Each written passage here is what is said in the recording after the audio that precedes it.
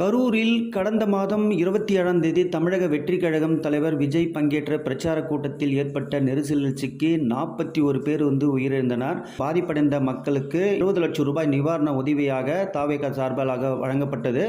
மேலும் பாதிப்படைந்த குடும்பத்தினரிடம் video call மூலமாக பேசிய ஆறுதல் தெரிவித்த நடிகர் விஜய் விரைவில் தாங்கள் நேரில் சந்திப்பதாக கரூருக்கு சென்று நேரடியாக சந்திப்பேன் என்று உறுதியளித்தனர். ஆனால் அனுமதி கிடைப்பதில் சிக்கல் ஏற்பட்ட காரணத்தினால் அந்த உயிரிழந்த 41 குடும்பங்களை நேரில் சென்று சந்திக்க இயலவில்லை. சென்னை அடுத்த மாமல்லபுரத்துக்கு வரவைக்கப்பட்டு அவர்களை நேரில் சந்திப்பதாக தாவேகா தலைவர் நடிகர் விஜய் முடிவு செய்தார். அதன் பிரகாரம் இன்று 27ஆம் தேதி இன்று காலை, அதாவது கரூரில் பாதிப்படைந்த அந்த குடும்பங்களை நேரடியாக 3 சொகுசு பேருந்து மூலமாக வரவைக்கப்பட்டு மாமல்லபுரத்துக்கு அழைத்து சென்று, அதாவது அங்கே மாமல்லபுரத்தில் உள்ள தனியார் நட்சத்திர விடுதி, அதாவது 4 பாயிண்ட் என்ற இடத்தில் அந்த பகுதியில் இன்று காலை 8 மணி முதல் நடிகர் விஜய் வருகை தந்து அவர்கள் நேரில் ஒரு பாதிப்படைந்த தனித்தனியாக அந்த குடும்பங்களை சந்தித்து ஆறுதல் தெரிவித்தார். மேலும்